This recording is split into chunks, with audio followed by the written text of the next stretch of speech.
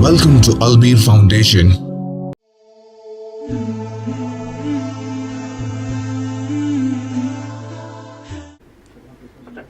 पालनहार की शांति हो तमाम सुनने वालों पर। मेरे मित्रों, मैं आज आप लोगों के सामने जिस विषय पर बात करना चाहता हूँ वो इंसान की मौत के ताल्लुक से है। इंसान किसी भी धर्म का हो, किसी भी मजहब का हो, हिंदू हो या ईसाई हो, हर चीज़ में मानव जाति का मतभेद है, लेकिन इस बात पर मतभेद नहीं है कि एक दिन मृत्यु के घाट इंसान को उतरना है, इंसान को एक दिन मरना है।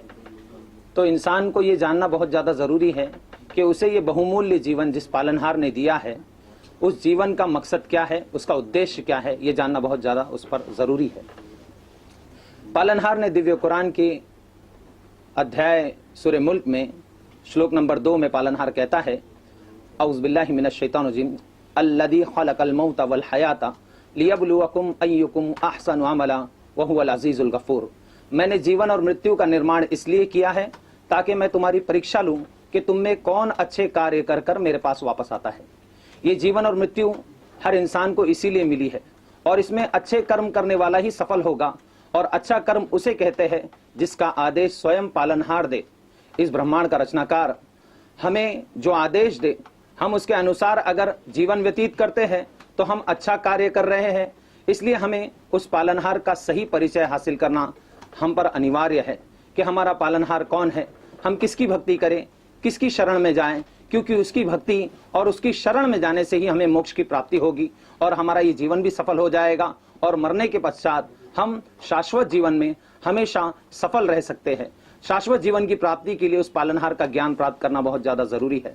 पालनहार ने दिव्य कुरान के अध्याय नंबर 2 के श्लोक नंबर 255 में क्या कहा? पालनहार कहता है, अल्लाहु ला इलाहा इल्लाहु अल हय्युल कय्यूम ला ताखुजुहु सीनतुन वला नौम लहु मा फिस समावाति व मा फिल अर्द मन दल्लज़ी यशफ़उ इंदहु इल्ला बिइज़्निही यअलमु मा बैना अयदीहिम व मा खल्फहुम वला युहीतूना बिशैइन मिन इल्मिही इल्ला बिमा शाअ वसिअ कुर्सियुस समावाति वल अर्द वला यऊदुहु हिफ्ज़ुहुमा व हुवल अलीयुल अज़ीम। अल्लाह वो है जिसके अतिरिक्त कोई भी उपासना के योग्य नहीं, जो अजन्मा अविनाशी है, जिसको ना ऊँग आती है, जिसको ना नींद आती है, और इस आकाश और धरती के बीच में जो भी है सारी उसी की संपत्ति है।